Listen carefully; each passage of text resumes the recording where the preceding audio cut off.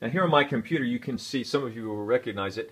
This is Evernote. I love Evernote. It's actually the best, by far the best tool to keep me, and possibly you, organized.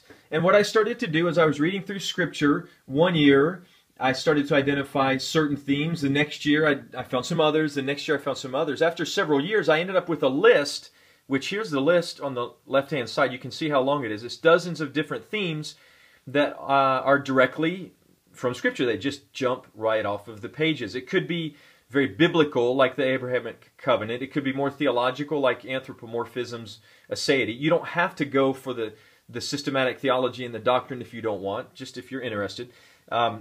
Business as mission and work, so there's something very practical. I'm a Baptist, so there's baptism.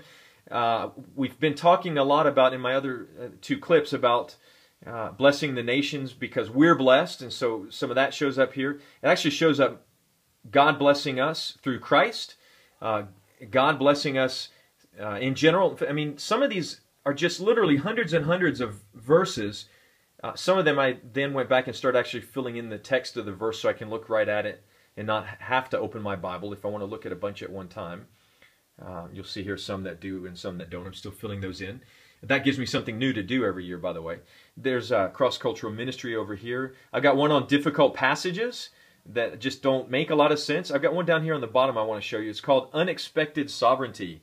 Because God does things that we don't want Him to do, or that we don't think He should do, and sometimes we don't think He can do. But He does. He can, and He's God and He's sovereign, so you come up with a list of things. Normally here there are cases, and look at all the verses, where He basically denies or works against human free will in order to glorify His name.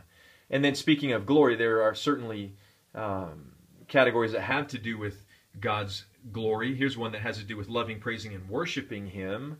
And then there are ones that are more directly related to His glory. For example, this is where Christophanies, or some call them theophanies in the Old Testament, where they pop up.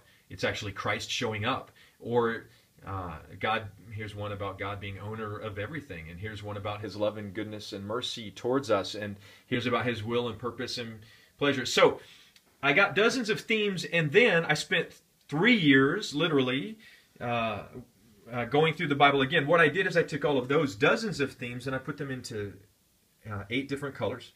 And then you might not see that there's 2 different colors of red, and there's yellow, green, brown, blue, and orange. And what does that mean?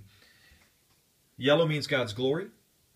Orange means His sovereignty. Blue has to do with the nations, something of God interacting with the nations, sending His people to the nations. And then when it's yellow and green together, because that's God's glory, yellow and blue together means God's glory among the nations. So that actually is green.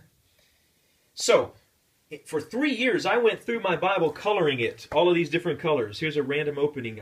I automatically know, and by the way, this column on the left is in Portuguese. I only have highlighted on the English side. I didn't think it made sense to do both.